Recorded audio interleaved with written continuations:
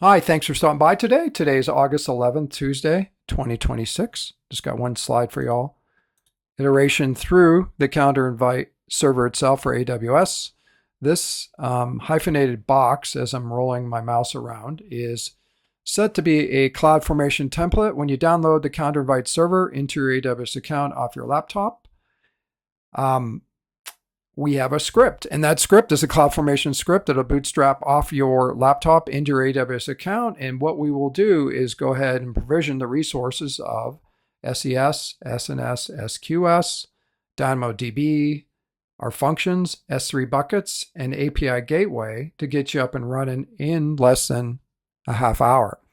And through that provisioning process in your own AWS account, what we will do when we bind to your SES account over here and run this workflow from left to right is we will auto assign to your domain a create@yourdomain.com. So this is just a proxy for you to share with your customers downstream outside this environment here. Anybody on the open internet can send a copy to create@yourdomain.com, which is an inbox in your SES.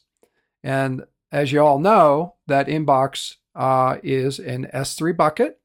And we talk to the bucket itself via this inbound box that we auto create for you, and allows organizers outside your domain or within your domain, depending upon how you set up your security, to send calendar invites and event data to your calendar invite server.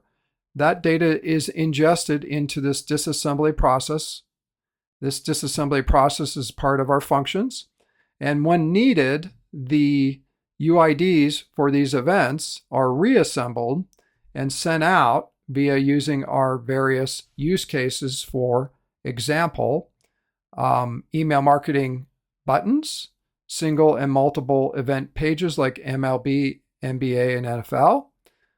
You could hook this to a system of record, a billing system to send out calendar invites instead of emails.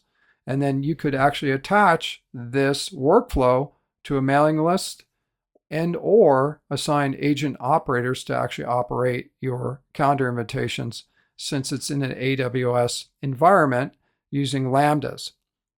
So in recap here, you install it in your account in 30 minutes. You get a create@yourdomain.com and you're off and running. So what your organizers end up doing is they use their calendar clients as the CRUD engine for create, read, update, and delete inside the calendar invite server itself. And we set up these calendar invite server interfaces here. Down here is a console. And then we set up these generators in particular for taking all your data, being able to decorate a scheduling page, and then deploy that page as a URL. And inside that URL page, we self-generate as part of the calendar invite server. You're able to share this with a customer downstream. He or she, like Mandy here in this example, as I rotate my mouse around, she puts in her email address. She clicks the buttons, which are displayed from the calendar invite server display APIs. And within the schedule engine that self-generates from all the data, it's visualized. And when she clicks one of these buttons about getting a calendar invite, we send out the calendar invite themselves. And then we request a RSVP back to the API gateway up here. So if you follow the flow, Mandy, the customer downstream, has shared the sporting events page. She puts her email address in at the top as a voluntary actor in this use case scenario. She picks out her events off the MLB schedule itself for Major League Baseball, clicks the buttons she wants to go to the games, and then she says yes or no to these games. In this scenario here, she's got one yes, one maybe. We collect that data. That RSVP data is sent back to the API gateway here. And we collect that and we visualize that and parse that through an ETL process in the calendar invite server console. So you as an event manager using it as a client outside the calendar invite server have a console to go to. So in this case here, I loaded up 2,500 MLB games off my personal calendar client. I sent them to create@yourdomain.com. And under that domain, that was Calendar Snack here, is createacalendarsnack.com, which is our test engine on the internet. And anytime I wanted to update any information in the display APIs, which are down here, we have 9 APIs, of which 8 and 9 are used for display and event management.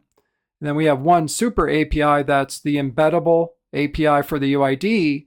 And when that API is called from a reference page or an email template or a billing system or a mailing list for that particular UID, we auto-create on the fly a calendar invite for that particular event out of the database. So as the data is ingested, it's stored, and then under total recall or calendar invite reassembly for the outbound processor, we take that data, we assemble it in SES Raw using the SES Raw API kit with our own API for REST API for the calendar invite data out of the database.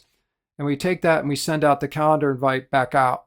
So that's how we're able to actually use the calendar client itself from any organizer on the internet for Outlook or Google, ingest the data, store it, and under recall, send it back out, and then track the calendar invitations back to the API gateway. So that's how that works overall. I'm going to stop right there, and thanks for stopping by here on a Tuesday, August 11th, 2026. Thank you.